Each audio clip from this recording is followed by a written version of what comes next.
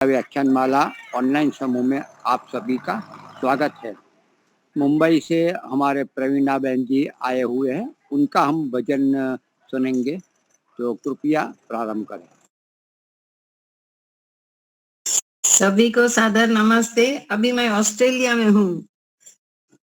अच्छा जी जी, बहुत बढ़िया। आप वहाँ भी हमें याद करते हैं, भारत को याद करते हैं, भारत में भी हम सबको याद करते हैं। खूब खूब धन्यवाद जी। अपना जीवन तो आर्य समाज से जुड़ा है, तो कहीं पे भी दुनिया में रहेंगे ना। अभी 9:30 बजे हैं रात के। यहाँ मैं एक छोटा सा भजन गा रही हूँ। प्रभु भक्ति में मन को लगाइए, वो सबका पालनहार है। दुख दूर करेगा परमात्मा, सर्व सुखों का वो भंडार है।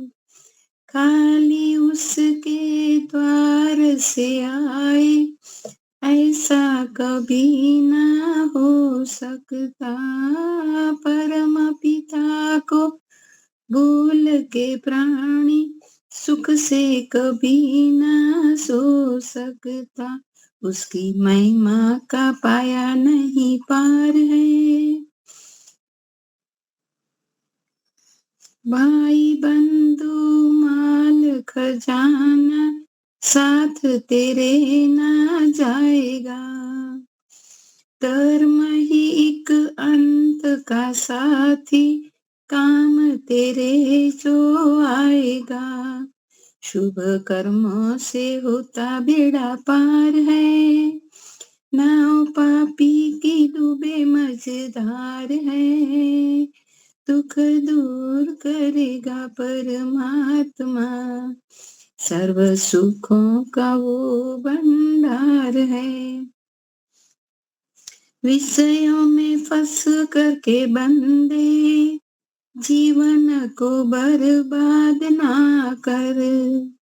नर तन चोला जो उत्तम है, पाप ना अपराध ना कर। नंदलाल प्रभु निराकार है, नमस्कार उसे बारंबार है। दुख दूर करेगा परमात्मा, सर्व सुखों का वो भंडार है। प्रभु भक्ति में मन को लगाइए, वो सबका पालनहार है। दुख दूर करेगा परमात्मा, सर्व सुखों का वो भंडार है। बहुत बहुत धन्यवाद जी समय देने के लिए। बहुत सुंदर। एक और भजन ले सकते हैं सुशील गुप्ता जी, यदि वो चाहते हो। हम ले लें? जी लीजिए, आप लीजिए, संतोष माता जी लीजिए। चलिए, बहुत बहुत धन्यवाद।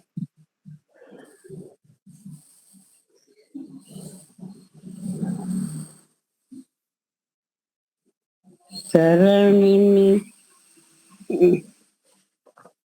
एक मिनट। शरण प्रभु की आवो रे, यही समय है प्यारे। आवो दर्शन पावो रे, यही समय है प्यारे। उदय हुआ वो नाम का भानु, आवो दर्शन पावो रे, यही समय है प्यारे। शरण प्रभु की आवो रे, यही समय है प्यारे। अमृत बेली अमृत झरता, पी के अमरे हो जावो रे, यही समय है प्यारे। शरण प्रभु की आवो रे, यही समय है प्यारे। ईर्षा द्वेष और कपट को त्यागो, प्रभु में चित्त लगाओ रे, यही समय है प्यारे। शरण प्रभु की आवो रे, यही समय है प्यारे। ईश्वर की गुण धारण कर लो, अंत को ना पछतावो रे, यही समय है प्यारे। शरण प्रभु की आवो रे, यही समय है प्यारे। प्रभु की भक्ति बिना नहीं मुक्ति, दृढ़ विश्वास बनाओ रे, यही समय है प्यारे। शरण प्रभु की आवो रे, यही समय है प्यारे। छोटे बड़े सब मिल के खुशी में, गुण ईश्वर के गावो रे, यही समय है प्यारे। शरण प्रभु की आवो रे, यही समय है प्यारे। आवो दर्शन पावो रे, यही समय है प्यारे। ओम बहुत बहुत धन्यवाद मुनि जी समय देने के लिए। सभी को सादर नमस्ते। बहुत बढ़िया। तो आज के हमारे वक्ता है श्रुति जी सेतिया फरीदाबाद से, तो मैं उनको निमंत्रित करता हूँ वो अपना वक्तव्य प्रारंभ करें। हमारे यहाँ आज आचार्य प्रद्युम्न जी आने वाले हैं, तो उनकी हम राह देख रहे हैं बाहर। तो अभी 4 बजे बताया गया है, तो मैं आपका वक्तव्य सुनूंगा और बाद में लिखूंगा भी, सुन के रिकॉर्डिंग देखता हूँ, तो 1-2 दिन में लिख दूंगा। जी प्रारंभ करें। धन्यवाद आदरणीय मुनि जी। सभी आर्यजनों को सादर नमस्ते। और बहुत सुंदर दृश्य आप दिखा रहे हैं, जो पीछे आप जहाँ भी हैं, शायद किसी गुरुकुल या उसमें है, मुझे नहीं पता, परंतु बहुत ही सुंदर व्यवस्था, बहुत सुंदर बना हुआ है ये। हाँ, ये दर्शन योग धाम लाकरोड़ा है, मैं वहीं रहता हूँ। अच्छा। हाँ, 1 वर्ष हो गए यहीं में रहता हूँ। तो हम भी आश्रम में वहाँ आ रहता हूँ। सकते हैं, वहाँ पे देखने कार्यक्रम हाँ या कुछ? हाँ, जरूर, बिल्कुल आइए, पधारिए, यहाँ रहिए, निवास 1-2 दिन, सप्ताह, महीने, हमेशा के लिए भी आ जाइए, यहाँ सभी प्रकार से स्वागत है, जरूर। धन्यवाद, बहुत सुंदर। ईश्वर का बहुत बहुत धन्यवाद, जो हमारे को एक ऐसा कर्तव्य देता है ईश्वर की, हम गृहस्थ आश्रम के बाद हम लोग जो ये वानप्रस्थ की ओर जाएं और अपने जीवन को सुंदर व्यवस्थित बनाएं, हमारा सभी का कर्तव्य है। तो ईश्वर आपको और सामर्थ्य देवे, आप इसी प्रकार कार्य करते रहें। मुनि जी, मैं थोड़ा सा पढ़ रही थी नारियों के विषय में कि नारी सम्मान से ही समाज का निर्माण होता है। आज भी हमारे कई जगह देखने को मिलता है, नारियों को ऐसा सम्मान नहीं मिल रहा जैसे पुरुषों को मिलता है, या वर्तमान समय में भी हम कह सकते हैं नारियां मॉडर्न हो गई हैं, परंतु वो अधिकार उनको नहीं मिला। तो इस विषय में हमारे को थोड़ा चिंतन की आवश्यकता है कि वर्तमान समाज में जो जितना योगदान, महत्ता और अधिकार पुरुष वर्ग का है, उतना नारियों का नहीं होता। आज तो है, हम कह रहे हैं आज नारियों का भी उतना ही योगदान है, परंतु पुरुष को प्रधानता देने वाले कुछ लोगों के द्वारा महिलाओं को यथा योग्य सम्मान नहीं मिल पाता। जहां नारियों का सम्मान कहते हैं होता है, वहीं सुख शांति का वास होता है, और जहां नारियों का अपमान होता है, वहां पे वो राष्ट्र, वो समाज, वो गर्त में जाकर गिर जाता है। तो हमें इस बात से उचित होना चाहिए कि समग्र सब जगह पे यथा योग्य नारियों का सम्मान हो, उनको उचित अधिकार भी मिले, और वो राष्ट्र, वो समाज उन्नति कर सके, प्रगति कर सके। ये हम सभी का कर्तव्य होना चाहिए। एक नारी के क्या कर्तव्य हैं, वो क्या क्या कर सकती हैं, उनमें क्या क्या योग्यता स्थित है, वो वेदों को यदि हम स्वाध्याय करें, वेदों में सब कुछ अच्छी प्रकार से लिखा हुआ है, तो हमें स्वाध्यायशील होना चाहिए। नारियों के क्या कर्तव्य हैं, किस प्रकार परिवार को वो संभालती हैं, उसके बाद राष्ट्र अच्छा बनता है, समाज अच्छा बनता है, तो ये सब नारियों के कर्तव्य उसमें लिखे गए हैं। और हम बड़ा ही सुंदर बोलते हैं, अद पश्यस्वहा मोपरि संतराम पादको हरामाते कल्पशको दिशम स्त्री ब्रह्मा बुभुता। इसका अभिप्राय ये है कि नारी जो है अपने अंग प्रत्यंग बिल्कुल ढक के रखे, नारी विनम्र हो, सुशील हो, लज्जा वाली हो, उसे नीची दृष्टि करके चलना चाहिए, उसे अपनी मर्यादाओं का उल्लंघन नहीं करना चाहिए। और आज समाज में क्या किसका प्रदर्शन हो रहा है? केवल अंगों का ही प्रदर्शन हो रहा है।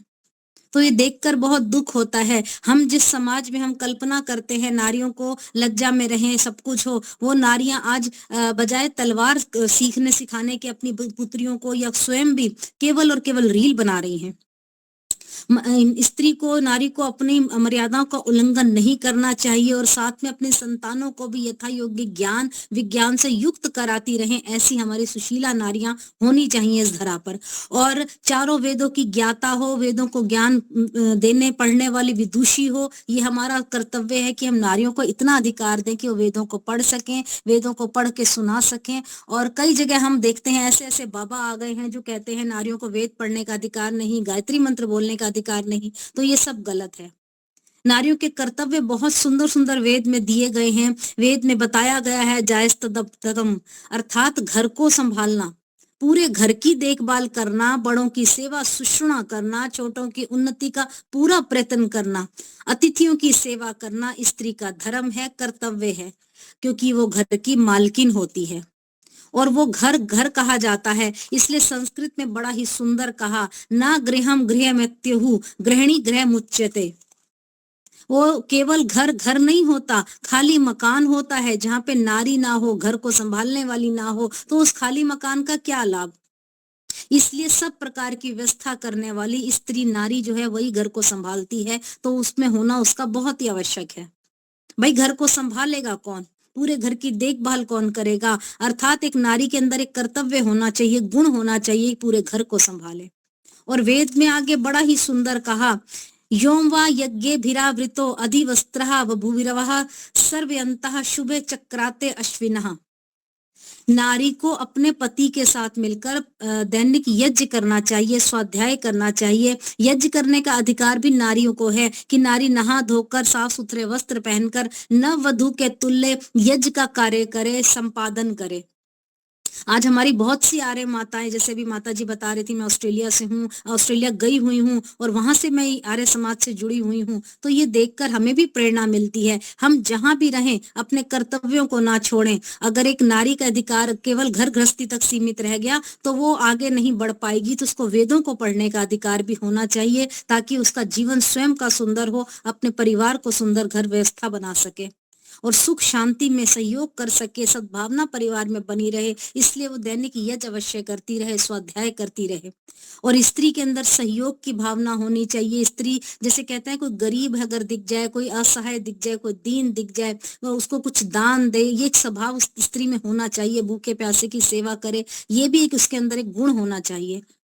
हम अपनी माताओं को देखते हैं, अपनी नानी दादियों को देखा करते हैं कि वो गरीबों की सेवा करती हैं, दान करती हैं, तो वहीं से हमें प्रेरणा मिलती है। तो एक गृहिणी का एक कर्तव्य होना चाहिए, उसके अंदर एक गुण होना चाहिए, उदारता की भावना होनी चाहिए स्त्री के मन में, और कर्मठ भी होनी चाहिए।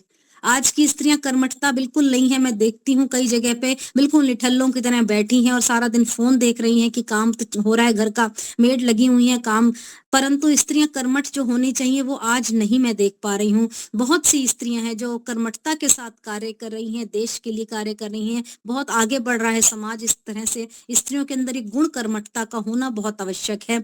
और सैन्य शिक्षण भी स्त्री को ग्रहण करना चाहिए। कोई परिस्थिति ऐसी आ जाए, स्त्री देखे कि देश के लिए कुछ कर सके, अपनी आत्मरक्षा के लिए तो पहले कुछ कर सके, वो किसी के ऊपर निर्भर ना हो। तो वेद में बड़ा ही सुंदर कहा है कि युद्ध में शस्त्र को धारण करने में अपना पराक्रम दिखाए। और इस प्रकार वेद में बड़ा ही सुंदर आगे भी लिखा गया है कि नारी जहां भी पुरुष के साथ जाती है, अबला नहीं सबला समझना चाहिए उसको। तो नारियां केवल ये नहीं कि बस फैशन करें, अपने जीवन को ऐसा बना दे, नारी में कर्मठता हो, सैन्य शिक्षण ग्रहण हो, वर्तमान परिस्थिति में अपनी आत्मरक्षा कर सकें। तलवार चलाने का अर्थ ये नहीं कि बस बैठ के केवल तलवार, सैन्य शिक्षण उसके अंदर होगा तो अपनी बच्चियों को सिखा सकेंगी। नहीं तो आज जिस दिशा दशा में बेटियां जा रही हैं, केवल शरीर को मरोड़ तरोड़ कर नाचने और गाने की वो रीलें बना रही हैं, देखकर बहुत ही दुख होता है। तो वेद का निर्देश है, या भी सोमो मोदते हर्षते कल्याणी विवर्तिता निर्मित। वह वो बड़ा ही सुंदर लिखा हुआ है इस विषय में कि नारी को सोम स्वच्छ प्रसन्न होकर एक प्रसन्नता का कारण भी बनना चाहिए। अगर एक नारी घर में प्रसन्न रहेगी, स्वच्छ रहेगी, सुंदर उसका व्यवहार होगा, भजन कीर्तन गुनगुनाती अपने कार्य को करेगी, सुशीलता उसके अंदर होगी, तो पति भी प्रसन्न होगा। और सुशीलता कहते हैं एक ऐसा गुण होता है जो दूसरों को अपने वश में कर सकता है। तो इस प्रकार के व्यवहार से घर में सुख शांति बनी रहे। तो बड़ा ही सुंदर कहा है कि नारी को सुशील होना चाहिए, कल्याणकारी होना चाहिए, वेदों के अनुसार जीवन उसका होना चाहिए। और आगे अथर्ववेद ने बड़ा सुंदर कहा कि नारी स्त्री को प्रतिव्रता होना चाहिए, अनुव्रता रोहिणी रोहतस्या। जैसे रोहिणी नक्षत्र चंद्रमा के साथ रहता है, वैसे ही स्त्री को पति के साथ रहना चाहिए हर समय और अनुकूल आचरण धारण करना चाहिए। ये नहीं कि साथ रह के लड़ाई झगड़ा होता रहे, पति के साथ व्यवहार ऐसा रखना चाहिए कि उसकी आज्ञा का उल्लंघन ना हो, पति की आज्ञा का उल्लंघन कभी ना करे, श्रद्धा पूर्वक पालन करती रहे। ये एक महान गुण है प्रतिव्रता का, स्त्री के अंदर होना चाहिए। वेद में कई प्रकार से नारियों की विशेषता बताई गई है, उसको किस प्रकार से अपने अंग प्रत्यंगों के अपने अनुरूप ढाल के ढक के रखना चाहिए, उसको क्या क्या अधिकार प्राप्त होने चाहिए। अपनी योग्यता से बढ़कर एक स्त्री समाज को, परिवार को, राष्ट्र को किस प्रकार एक प्यार से सेट करके, कहते हैं ना, एक बड़ा अपना व्यवहार अच्छा सा बना के, आचरण अच्छा बना के वश में कर सकती है। ये सब निर्देश दिए गए हैं। एक वश में करने का अर्थ ये नहीं कि सबको अपनी तरफ बिल्कुल वो कर ले, एक सामग्री बन सकती है, एक प्रेरणा बन सकती है एक स्त्री। ये सब निर्देश वेद में दिए गए हैं। इस प्रकार वेदों को अच्छे से स्वाध्याय करके एक शक्ति संगठन बनाकर एक सशक्त नारी हमें बनना है। कोई उपद्रवी ना आ जाए, कोई अत्याचारी ना आ जाए, कोई बलात्कारी ना आ जाए, हमारे समाज में अन्यायकारी ना आ जाए, महिलाओं के ऊपर अपना अधिकार ना समझ ले। स्वयं महिलाओं को अपने आप को जागरूक करना एक ऐसा गुण भी स्त्री में होना चाहिए। अच्छे समाज का स्त्री निर्माण कर सके, वेदानुसार अपना जीवन यापन कर सके, ऋषियों की वाणी के अनुसार अपना जीवन कर सके। तो बहुत सारी बातें वेदों में कही गई हैं। यदि हम स्वाध्यायशील हों तो हम अपने कर्तव्यों को जानें, उन कर्तव्यों को जानने के लिए हम वेदों का स्वाध्याय करें। क्या क्या हमारे कर्तव्य हैं, हमारे अंदर क्या गुण होने चाहिए, एक स्त्री होने के नाते ये हमारे लिए बहुत जरूरी है। तो बड़ी सुंदर पंक्ति कहा गई, जहां झांसी की मनु उठा तलवार बनी थी लक्ष्मीबाई, आज उसी धरा पर नारी फिर क्यों है संकुचाई। बहुत हो रहे जुल्म अब उन पर और बहुत आघात, अब क्यों हो रहे तुम सहे अत्याचार, क्यों दे तू मन में दबे बात। तुमने तो है बहुत सहा, नहीं मिला बराबर का मान, मिला कदम अब पुरुष से, बढ़ा नारी का सम्मान। याद करो उस नारी को जो लाई थी देश में आंधी, बनी देश की महिला मुखिया पहली इंदिरा गांधी। मान बढ़ाया जिसने देश का देकर अपना स्वर, कहते जिसको स्वर को किला नाम लता मंगेशकर। याद कर उन्हीं नारियों को, बढ़ा अब इच्छा शक्ति। अरे याद कर उन्हीं नारी को, बढ़ा अब इच्छा शक्ति। निकल आ पर्दे के बाहर, बन जा देश की प्रगति, बन जा देश की प्रगति।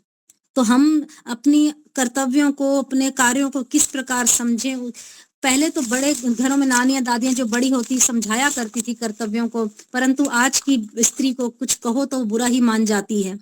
तो उसके लिए हमें स्वाध्यायशील होना बहुत आवश्यक है। अथर्ववेद और इस तरह के वेदों का स्वाध्याय करके अपने कर्तव्यों की ओर हम ध्यान दें।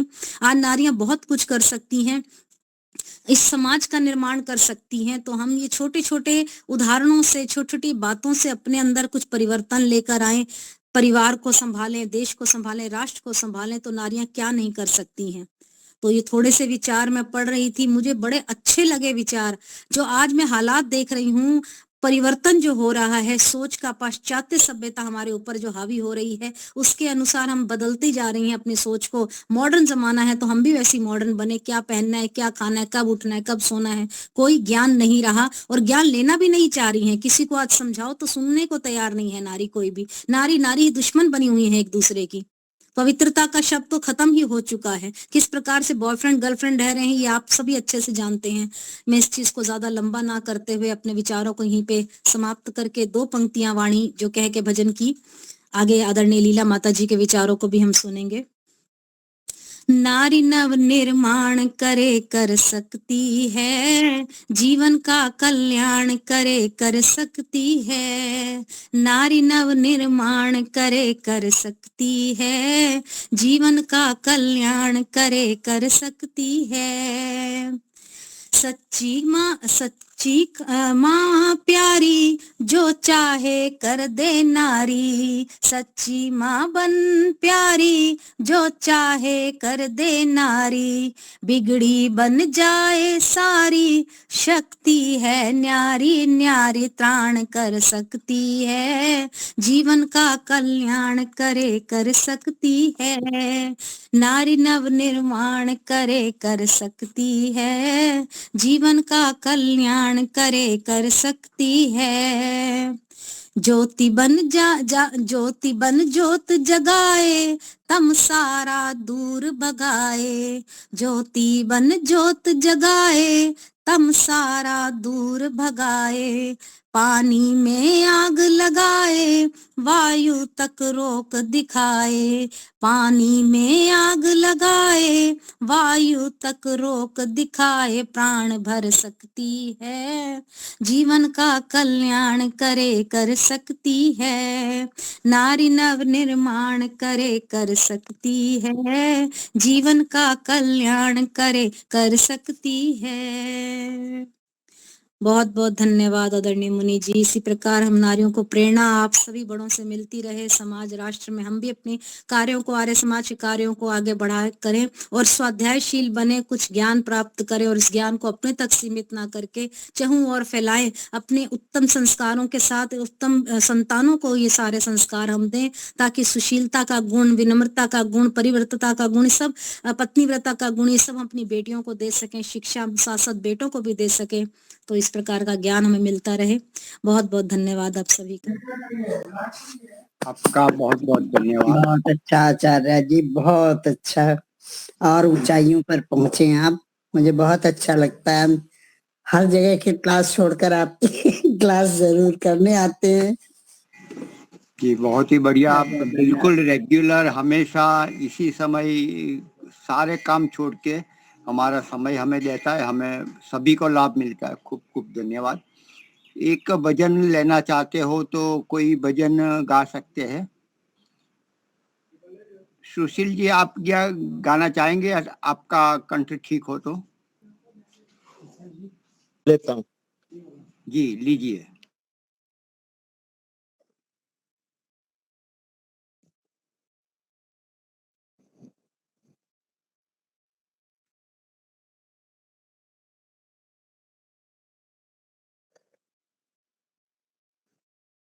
ईश्वर भक्ति का एक भजन।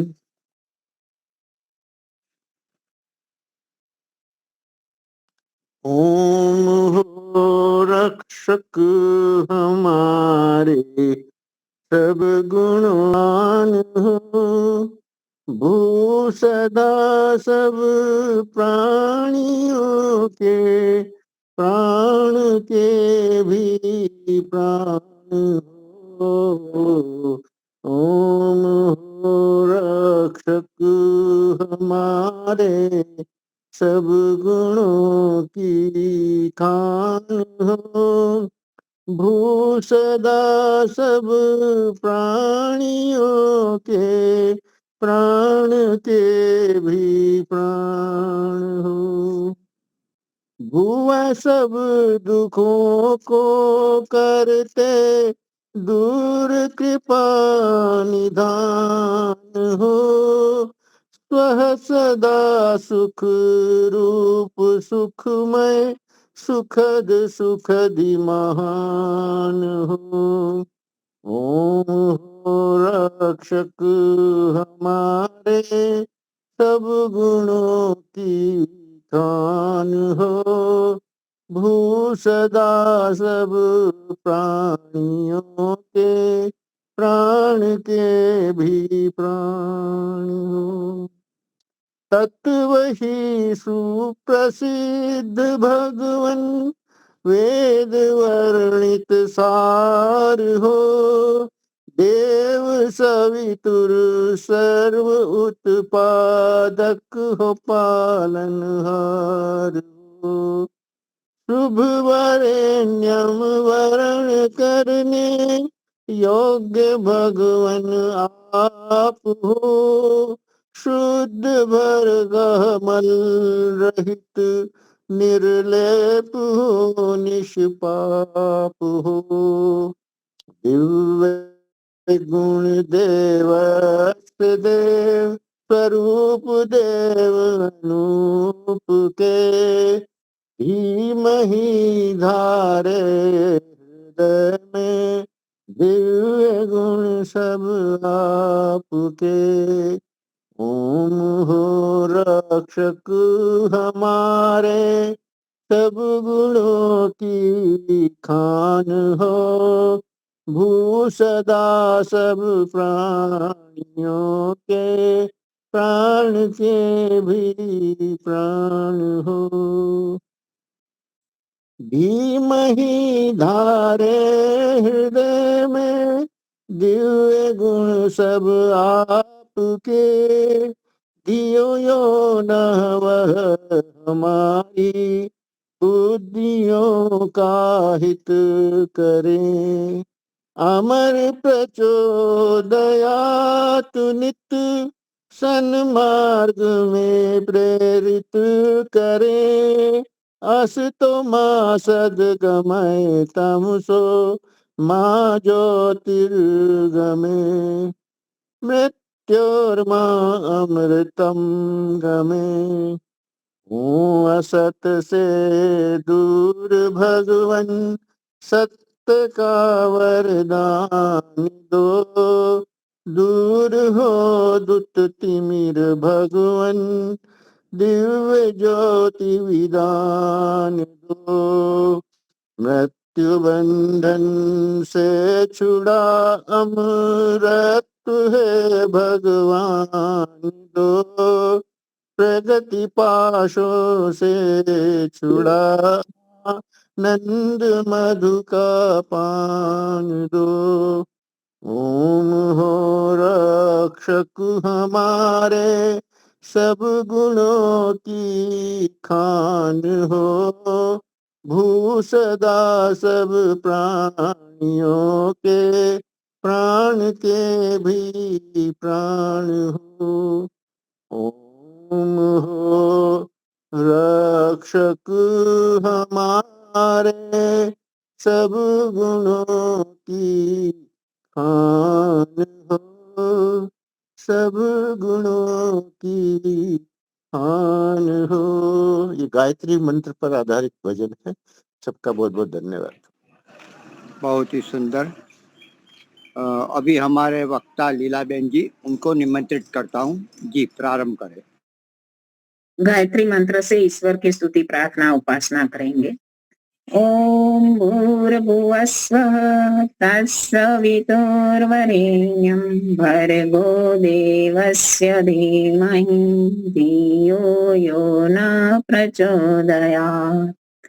सबका रक्षक, जगत के सब जीवों का आधार, जो प्राणों से भी प्रिय और स्वयंभू है, जिसके संसर्ग से संसार के सारे प्राणी सभी क्लेशों से दुख और दुखों से मुक्त हो जाते हैं, जो नानाविध जगत में सर्वत्र व्यापक होकर सबका पालन और पोषण करता है, सकल जगत का उत्पादक, सब ऐश्वर्य का दाता, जिसकी प्राप्ति में सभी की सब आशाएं एवं अभिलाषाओं की पूर्ति है, उस पवित्र परमात्मा के पवित्र तेज को हम अपने हृदय में धारण करते हैं। वो परमात्मा हमारी बुद्धियों को निकृष्ट मार्ग से निवृत्त करके उत्कृष्ट मार्ग की ओर प्रेरित करे। आदरणीय मुनि जी, धर्म प्रेमी सज्जनों, वंदनीय मातृशक्ति।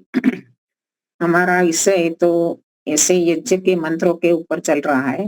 अभी अभी श्रुतिबेन ने जो बहुत अच्छी चर्चा नारियों के विषय में की, तो मेरा तो यही मंतव्य है कि स्त्रियों को कोई भी फील्ड में जाए, कोई भी काम करे, लेकिन दो क्षेत्र तो ऐसे कि उसको संभालना ही चाहिए, क्योंकि संतानों का निर्माण करना और घर की व्यवस्था संभालना, रसोई आदि संभालना।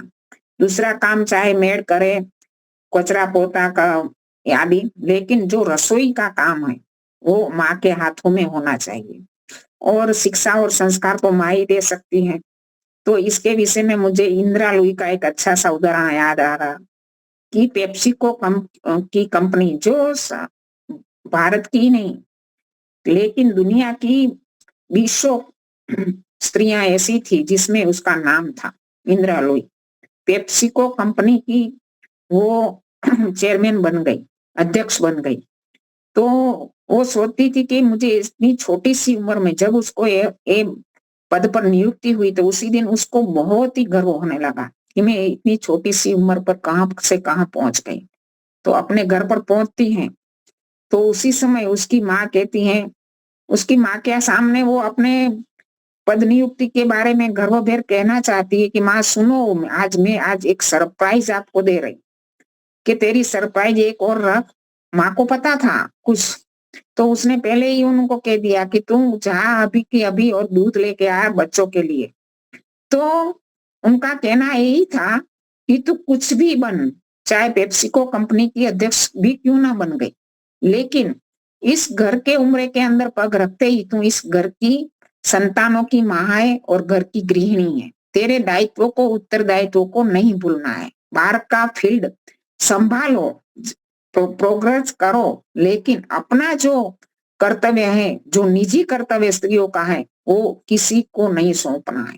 वो स्वयं संभालेगी, बच्चों को शिक्षा और संस्कार देगी, तो आज समाज को सुधरने में कोई देरी नहीं होगी। नेपोलियन ने भाई वही कहा था ने कि give me good mothers, I can give you good nation. मुझे अच्छी माताओं दो तो मैं नेशन, राष्ट्र अपने आप, समाज अपने आप उन्नति की ओर जाएगा। क्योंकि आज की नई पीढ़ी को जो बिगाड़ हो रहा है, हमारे आचार्य ज्ञानेश्वर जी तो वही कहा करते थे कि बच्चों बिगड़ते नहीं है, बच्चों को बिगाड़ा जा रहा। क्योंकि इस प्रकार की जो शिक्षा जो 13 साल के अंदर जो दे दी जाती है, वो शिक्षा ही नहीं है, वो एक अमूल्य संपत्ति है जो उनके निजी जीवन में जीवन भर साथ रहेगी। ऐसी संपत्ति तो माँ ही दे सकती है, और माँ का स्थान कोई सामान्य स्थान नहीं है। परमपिता परमात्मा ने तो माँ का स्थान बहुत ही ऊंचा बताया है। श्री ब्रह्मा बभूवि, तू तो इस संसार का निर्माण करने वाली ब्रह्मा है, क्योंकि संतान का निर्माण होगा तो संसार का निर्माण अपने आप होगा।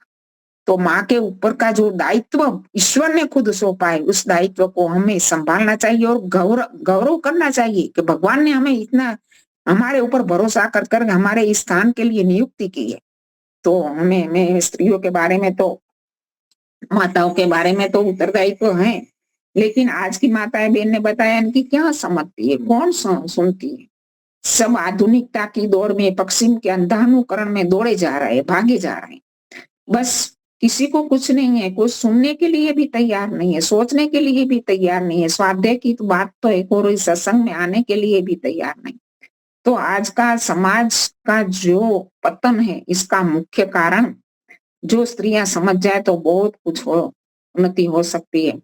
अभी मैं अपने विषय पर आती हूँ कि हमारा विषय जो चल रहा है, इसमें मैंने गत सत्संग में भी बताया था कि महर्षि दयानंद की अनेक विशेषताओं में एक विशेषता ये है कि महर्षि दयानंद ने वेदों के मंत्रों का अर्थ केवल मात्र जो गत सत्संग में हमने जो बताया था ने, गत सत्संग में नहीं, आगे के सत्संग में हमारे आचार्य जी कौन थे, लाकोड़ा सही थे, उन्होंने बताया कि 3 प्रकार से वेदों के मंत्रों के अर्थ हो सकते हैं, आधि भौतिक, आधि दैविक और आध्यात्मिक।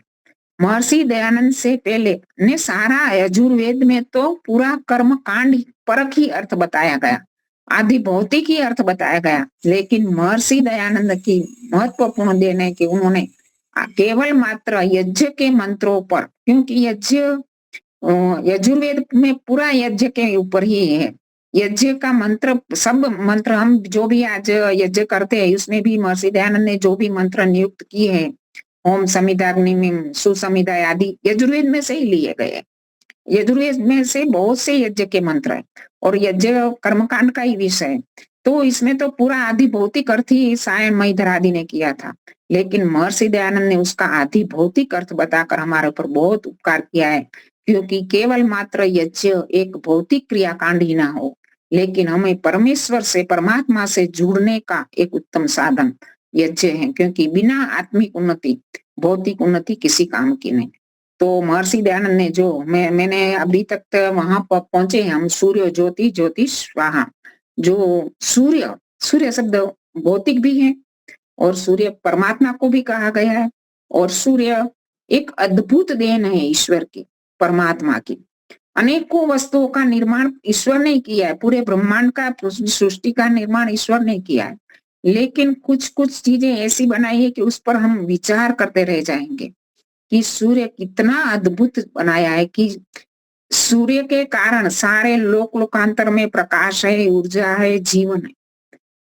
कभी सूर्य नहीं होता, पश्चिम के देशों में तो कई कई दिनों तक सूर्य देखने को नहीं मिलता, धूप नहीं दिखी जाती, तो वो लोग तो पागल हो जाते हैं जब धूप दिखते हैं तो सूर्य हमारे जीवन में ऊर्जा भरता है, जीवनता भरता है। सुबह होते ही सारे पक्षी गण वनस्पति आदि में एक नया जीवन, नई चेतना आ जाती है।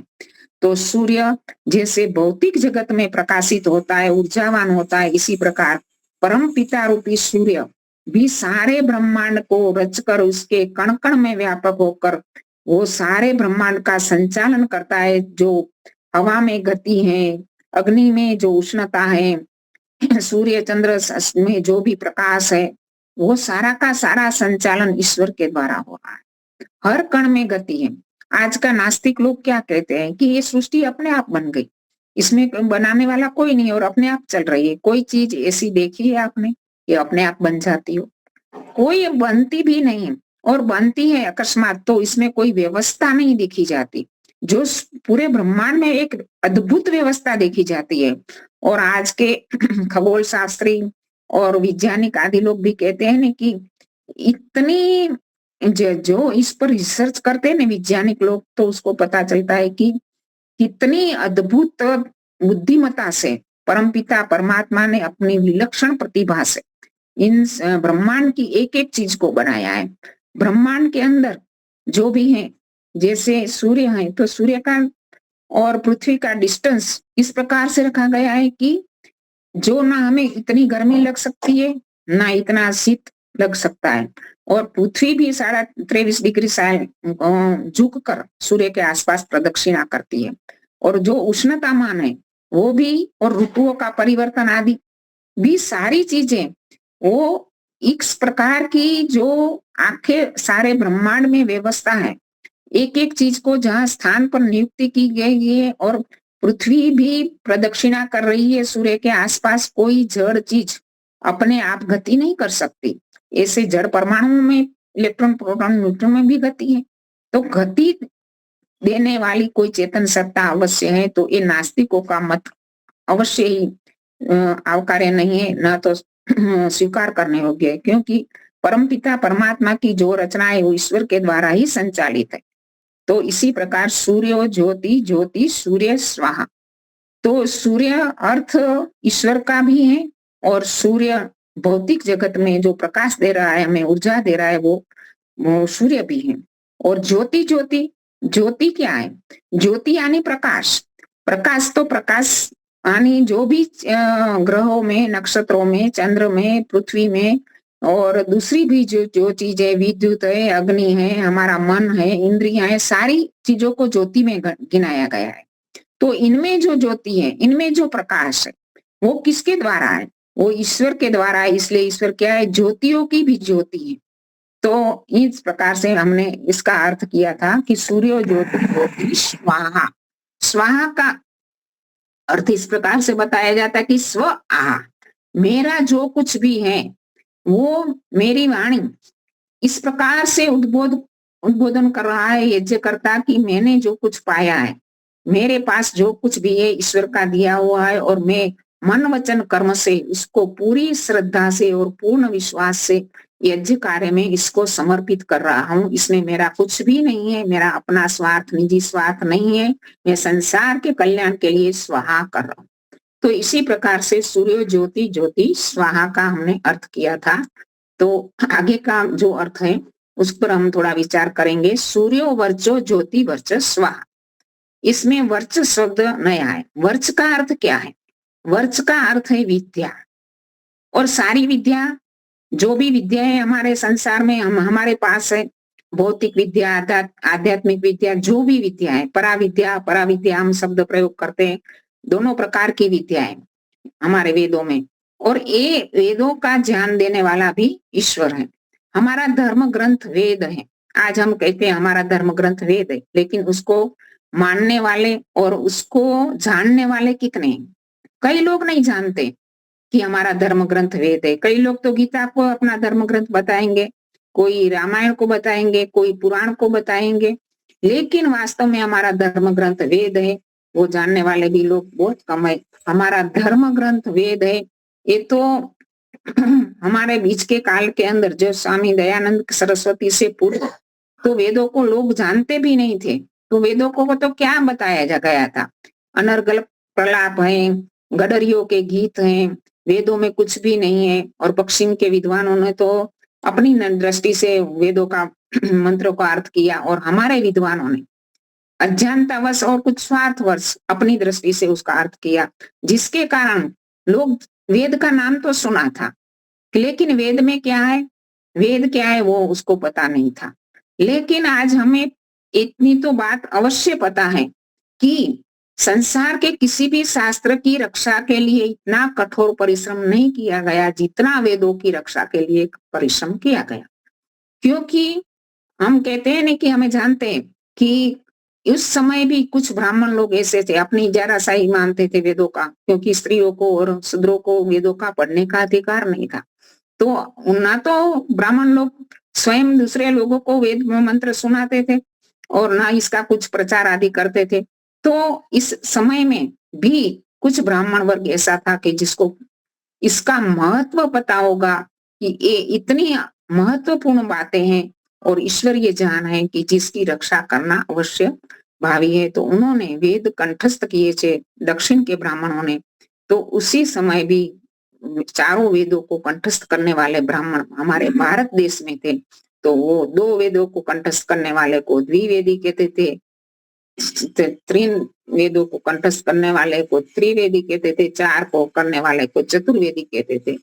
तो इस प्रकार से वेदों को जो अलग अलग प्रकार से कंठस्थ किया गया, कहीं गण पाठ है, धातु पाठ है, जटा पाठ है, अलग अलग तरीके से वेद मंत्रों को कंठस्थ करने के कारण वेदों के भाषा में तो उलट पुलट हो ही, लेकिन वेद के मंत्रों में ऐसा ही उसकी सुरक्षा कर पाए कि उसमें कुछ भी चेंज नहीं कर हुआ।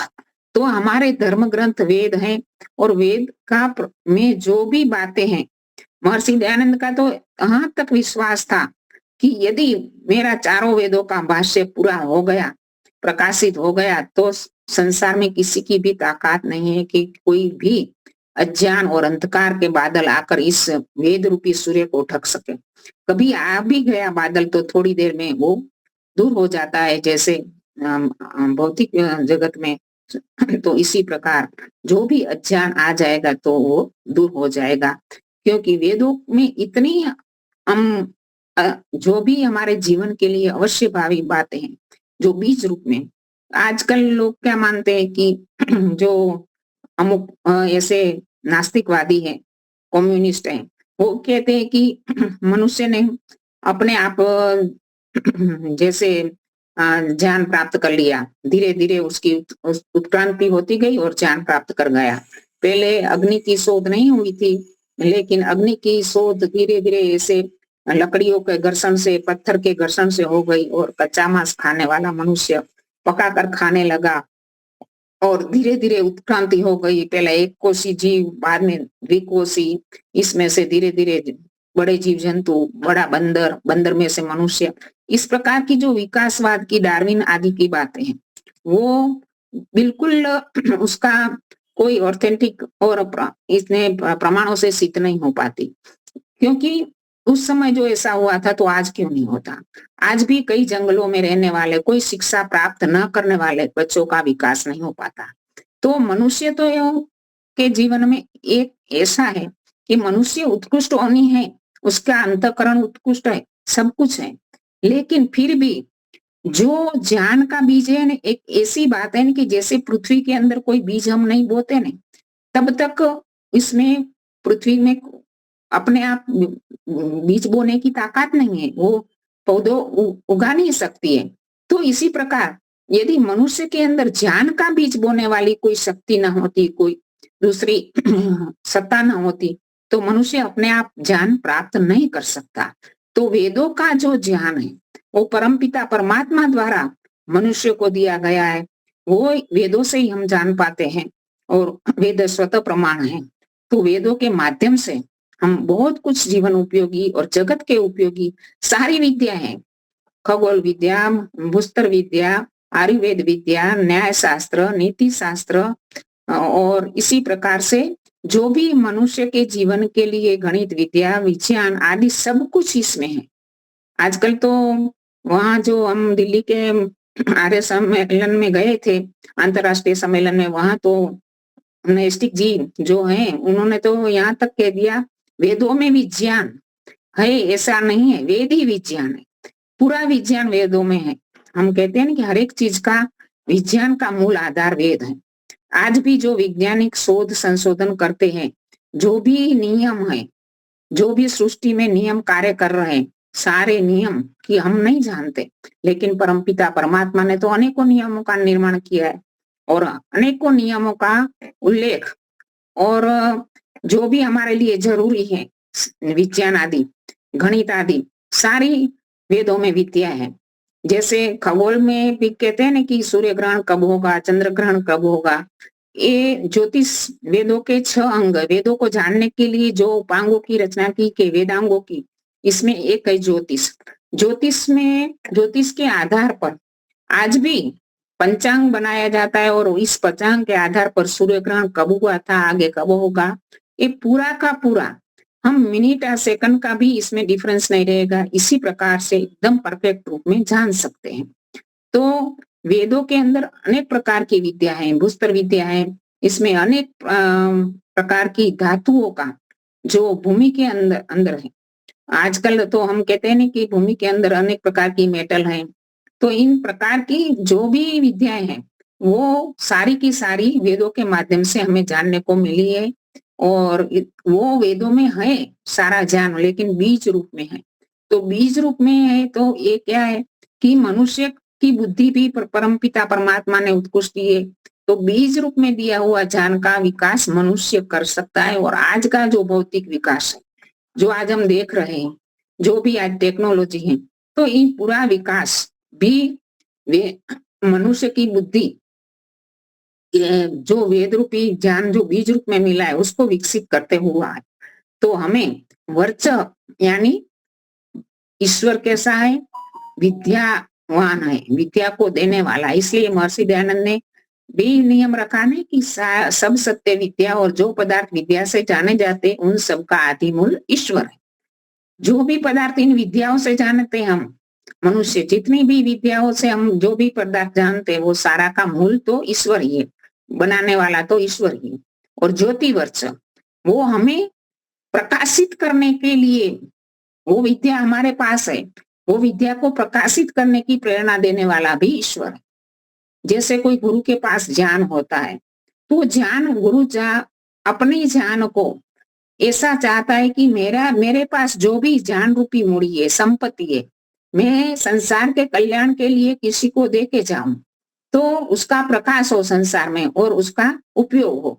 तो इसी प्रकार अंदर से जो प्रेरणा मिलती है वो देने वाला भी ईश्वर है, विद्या को देने वाला भी ईश्वर है, और उस विद्या को प्रकाशित करने की प्रेरणा देने वाला भी ईश्वर है।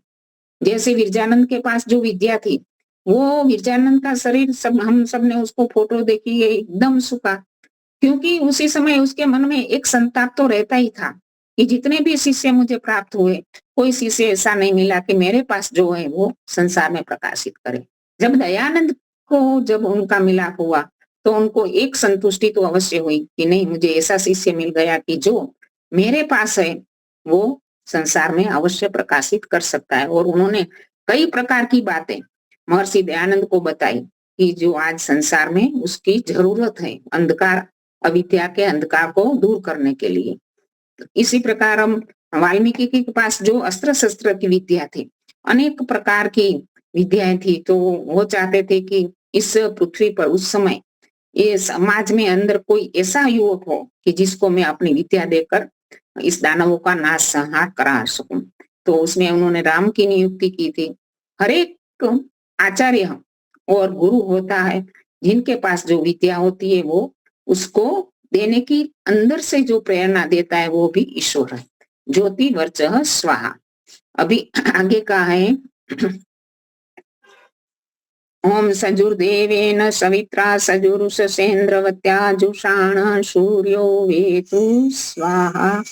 तो यहाँ भी यही कहा गया है कि परमपिता परमात्मा सजुरुषसेन्द्रवत्या, जैसे हम अग्नि शाम के मंत्रों में अग्निर्वेतु स्वाहा ऐसे बोलते हैं, क्योंकि परमात्मा ने की दो चीजें महत्वपूर्ण, एक तो सूर्य और अग्नि।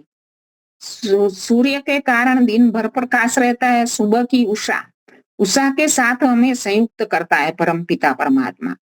कहते हैं कि सुबह की उषा रानी आती है तो ऐसा अमूल्य वरदान लेके आती है कि उस समय जो जागता है वो पाता है, सोता है वो खोता है। सुबह की उषा यानी ब्राह्म मुहूर्त में जागने वाले को बहुत सारा ऐसे इस प्रकार का उनकी अंदर की जो स्फूर्णा है, अंदर के जो विचार है, अंदर की जो शक्तियां हैं, उसको स्फुरित होने में बहुत सहायक प्रकृति के तत्व सहायक बनते उस समय की उषा में। इस प्रकार का वातावरण होता है। तो उषा के साथ परमपित संयुक्त मनुष्य समाज को उषा के साथ संयुक्त करने वाला ईश्वर है। और ईश्वर से क्या मांगा गया है कि हे जुषाण, हे प्रीति पूर्वक सवित्रा, सवित्रा ईश्वर का नाम है, तो हमें क्या कर, सूर्यो वेतु स्वाहा, वेदादि शुभ गुणों से विज्ञानवान कर।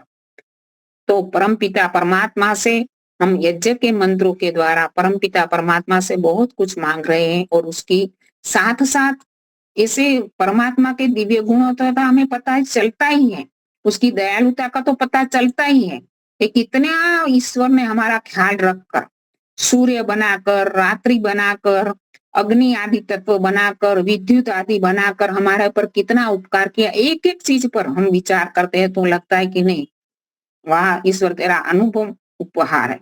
तो इसी प्रकार ईश्वर का हमें सुबह में उठकर सबसे पहले ब्रह्म मुहूर्त में उसके साथ संयुक्त होकर उसका धन्यवाद करना चाहिए, उसका उपकार मानना चाहिए, और अपनी जो परमपिता से तो पहले तो यही मांगना चाहिए कि आज का दिन मुझे मिला है तेरी कृपा से, उसका मैं जिए दिन में जो मैं मेरे से हो सके अच्छा सा अच्छा कार्य करूं, ऐसा संकल्प भी करना चाहिए।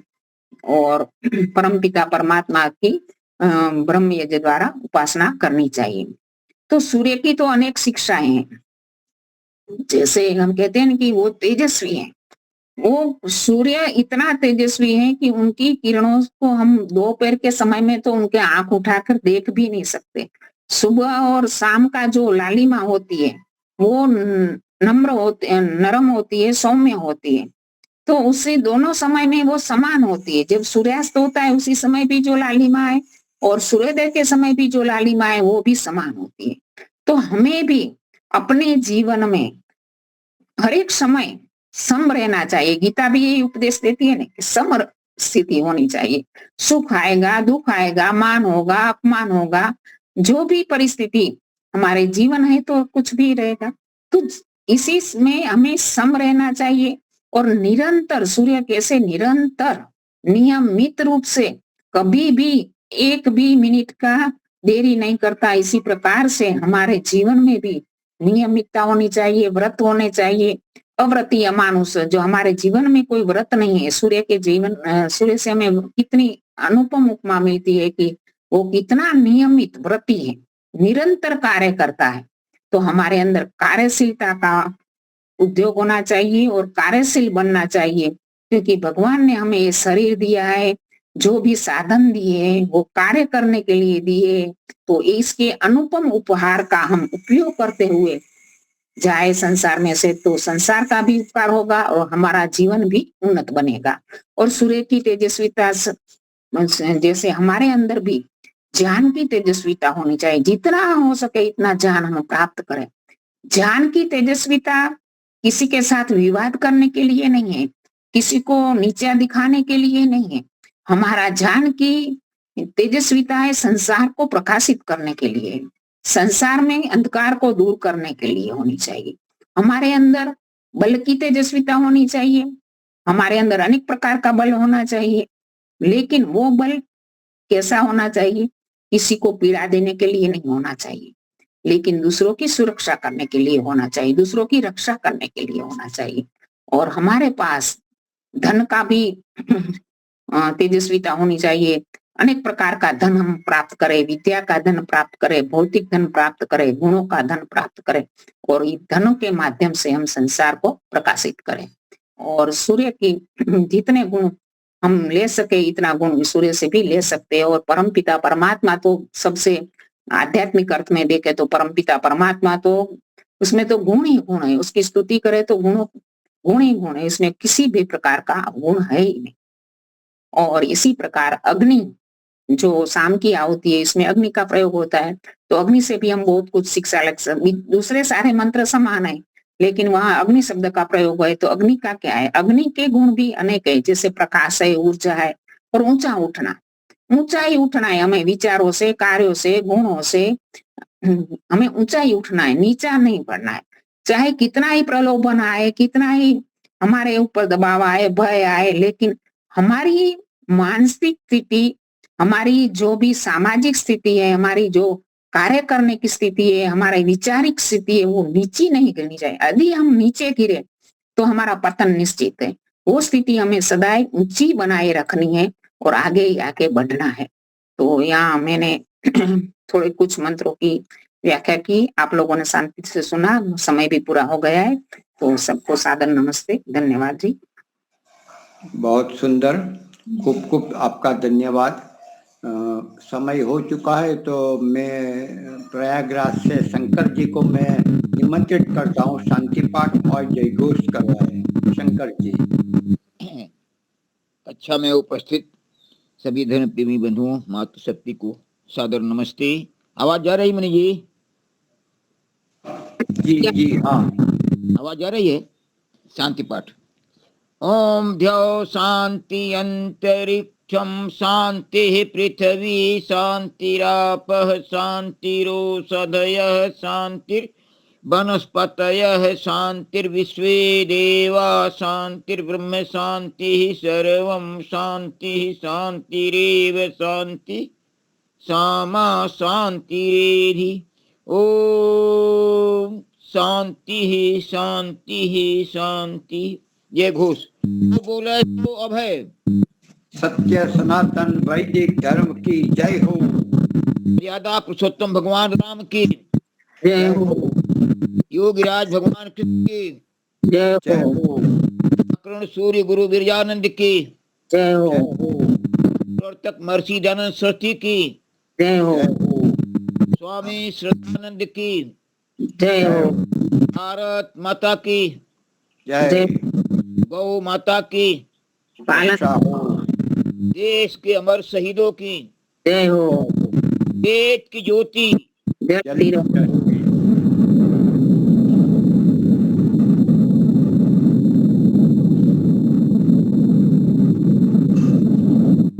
और समाज अमर रहे।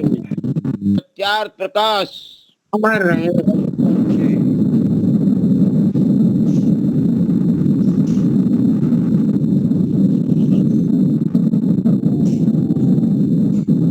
सबको सादर नमस्ते जी। पुनः कल मिलते हैं। आचार्य रमेश दर्शनाचार्य उपदेश मंत्री पर कल शनिवार है, उनका वक्तव्य रहेगा। इसी समय इसी क्लिप पे हम पुनः मिलते हैं। धन्यवाद। नमस्ते, सभी को सादर नमस्ते। जी नमस्ते।